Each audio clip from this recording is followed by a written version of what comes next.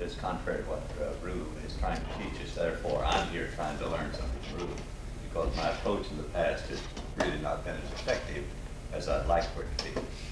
What I usually do is I go before a group, and I've been speaking most of my life, even though not very effectively. And I try to communicate with the audience. I try to feel what the audience really, the character of the audience, what quality they are, what educational standards they have, or what prejudices they might have, and I try to communicate a message to them that I think might be beneficial. In writing that I've been doing recently, and as you know, I've written a book called The Run Pig Principle, which is the fundamental approach to solving problems and creating value. Every now and then I get a review on my book, and it causes me to go back and read the book to see why someone had interpreted from my book what they had seen, and I hadn't really recognized what I had said. As we know, it doesn't really make any difference what we say, essentially. It's what the other person receives from what we say. It's the effect that you have on another human being. So, therefore, at times, I think when you do extemporaneous thinking out loud, which is what I like to try to do, you say things that you really don't realize that you're saying. I know at one time I was teaching at the University of Southern California's graduate school on entrepreneuring. This was 1962, before the entrepreneurial school was formed, when Dean Dobson was in charge of the school. And so I would go there to these kids, graduate students, and I would try to say something that they would not normally hear from the other teachers or the other professors or the other businessmen who would come in there. And I would go and talk non-book type of language to them. Actually, when I would finish, the teachers would come over and they'd record this, like Rue is here, and they'd play it back. And quite frankly, I was surprised at what I said, because I didn't realize it. And some of the things that I was surprised about were the things that the most effective kind of teaching that was going on at the time. I could give you an example. I had been in Europe, traveling Europe for some time, and I came back, and it was a time when I was trying to really explore life in a way that I'd never explored it before. And we were in London town, we went to Switzerland, we went to Rome, a friend and I. And when I got back, I was so high that when I got up on the stage, I started talking to these kids about how important it was, how the ego was so important to a man if he wanted to be an entrepreneur and go out into the world and create a business or develop a philosophy or a business or a line of trade and be successful. And in order to put my point across, I said to them, and this was about 250 students, about 20% of them were young ladies, and I said, to show you how important a male ego is, I want to tell you that it's more important than the sex drive. And I'll prove that to you, because if you were to insult my ego, I couldn't get an erection. Therefore, and they recorded that, and I didn't know I'd said that. And that was back some time ago. Anyway, things like that would come out, not nearly that graphic and that so forth. Now, in reading my own book, though, and trying to write another book called Life Smart, I keep reading it, and I see that what I was really doing in these 30 short stories, from raising runt pigs at the Texas Dust Bowl to going back and trying to eliminate the poverty in which I was raised, and helping launch America's first satellite by the time I was 40 years old, without education, without any of the benefits that one should have, as a Harvard School of Business said. I couldn't have done it if I got the degree from Harvard. I tried to look at that, and as I'm looking now at life, what I've done since 40, I found out that all I've been doing is putting relationships together. And that's really all life is if you want to be life smart. Just putting relationships together. Now, if you take an artist, I'm going to Santa Fe with my wife to study art this next week. And she has been studying under a guy named Charles Mandali. And Charles has a PhD in English. And he talks all the time he paints. And all he does is he says, I want to make a personal statement. I pick something I want to see. I want to put on this canvas what I see here and what I understand. And all I'm going to do is put relationships together. I'm going to overemphasize what I believe in and what I see. I'm going to underemphasize what I don't believe in, what I don't care for. And I'm going to put color, shape, and form together. Together. I've learned that by studying my own life and what I've been able to accomplish, but I've also learned it by living around a very fine artist, my wife, and I go with her to watch her and the teachers teach her how to paint. Charles Mandali, who has a PhD in English and talks all the time, he paints, he goes out and he picks a site to demonstrate each morning before the class goes on that day and spends 1 hour demonstrating. And he picks a site and he says, I picked something I want to paint, something that really impresses me, something that I feel strongly about. And after he picks his site, he sets his easel and he puts the canvas on there and he looks out and he says, now, I may see more color here than you do, but I see that color. And I'm going to emphasize that color that I see and I want to put in my painting. I've achieved the position of being an international author. It's very difficult for me to figure out how I did that. And I keep constantly trying to do that, but it's the same problem I've always had of trying to figure out how I did accomplish what I accomplished.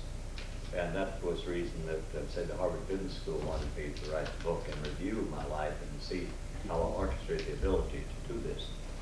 And I suppose that I see it as being very simple because, it's a path I walked myself. I figured it out for myself. I developed my own principles. I couldn't rely upon a mother or father to take care of me. They judged me to the world. And so I feel it's like I was saying that Rue here is teaching us how to be better speakers.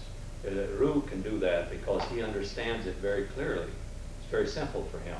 He just says utilize the resources we have, our hands, our body, our emotions, the very resources that we were given when we were born. Well, essentially that's what I say about attacking life, is we don't realize how much human potential we have or how much we can affect human nature or what we can do with our emotions as well as our eyes, our ears, our mouth, and our senses. Well, were you motivated by someone? Did you have a mentor, or did someone say these things to you? I think that mentors all along the road because being raised, all these handicaps we talk about that I turned into opportunities, being raised without family was more like the most painful thing that a human being can go through. When you really leave your home and you go out in the world without brother, father, sister, mother, or friend, and you have a cultural background that's in constant clash with the culture in which you join, naturally you feel maybe that you want love and affection, you want long-term emotional relationships, not one-night stands, and so you go out to satisfy those basic needs that you have. And so I had to go find mentors, fathers, brothers, sisters. And when I built companies, they were families. They were families, totally families. And we looked after one another. And therefore, we became a community of human beings that were very productive. And I had to use, because I was a non-reader, I was raised in a non-reading culture. And that seems to be very difficult for a person to come to Pasadena, California, a very high cultural community where I came, and try to compete with all these kids that have been raised in with a very fine education, cultural background.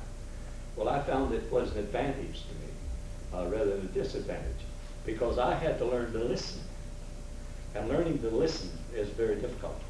It's something most people never learn to do. And I had to also learn to feel, to sense, to see, to understand what was around me. I was more likely very insecure being in this kind of environment. Therefore, I used my emotions, my senses to survive and to progress. So all of these things that seem to be handicaps, in my estimation, are advantages. I might take one thing. I started reading philosophy, Aristotle, Demosthenes, Plato, and Epictetus. What motivated you to do that? Well, I felt that I needed to learn. I needed to find out something about what these great human beings were talking about and to see if I could learn and absorb some of their philosophy and their concepts. But in the process of reading these philosophers, I discovered one of the philosophers, which was called Epictetus. And Epictetus was a slave that had come in from Italy and had gone into over there, and he had a philosophy that helped me. He had a philosophy that non-readers learned to think, that readers became parrots. And therefore, I felt, well, maybe I don't have a disadvantage. If I learn to think, And that really is what reading tries to do, is to stimulate you to think in reality. But many people parrot, they copy, they try to be something else besides themselves. They go around picking up symbols and models and cars and all these various status symbols in order to try to be accepted and be cared for and to be loved. And in reality, yes. 30 seconds. The other thing is, well, anyway. No, 30 seconds. 30 seconds. But I, therefore, have been trying to figure out how can I transfer this knowledge to the younger generation? Because today, in my estimation, our children are greatly handicapped. As I saw when I went to 10 seconds. When I went to SC, I noticed the ones that were graduating up there, and I told them, when you get a degree from this university, you're going to be terribly handicapped. I wasn't. You're going to expect a lot out of life, and I didn't.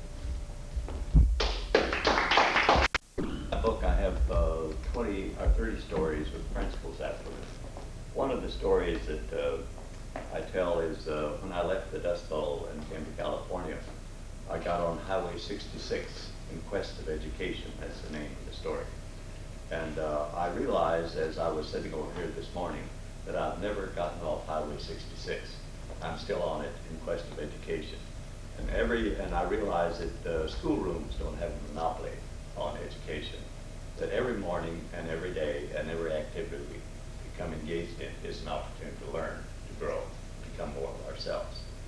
I was also impressed with what's being said here also, the feeling and the emotion that's involved.